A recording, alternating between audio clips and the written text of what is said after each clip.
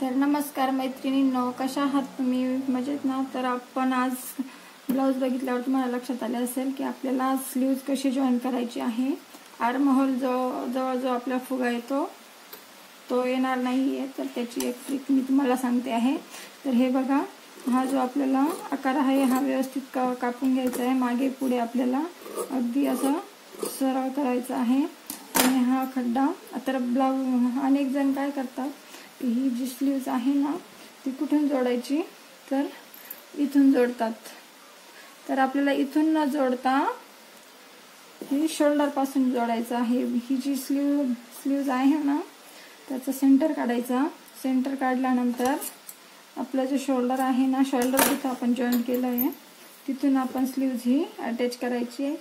Shoulder आणि हा स्लीव्जचा मध्य हे आपल्याला टोकावर टोक ठेवायचं आहे.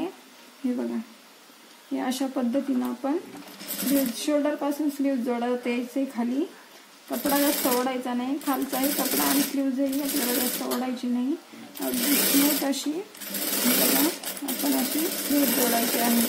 आणि पुन्हा हा जो पाठीमागचा भाग आहे ना तोही आपण असा जोडून घेणार आहोत.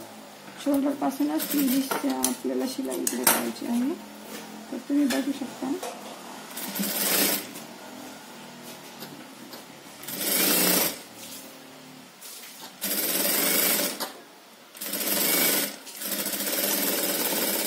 तर अशा पद्धतीनं आपण ही स्लीव्ज अटॅच केली आहे. हे बघा, कुठेही कपडा ताणला गेलेला नाही आहे आणि स्लीव्ज पण अतिशय व्यवस्थित आपण जोडून घेतली आहे.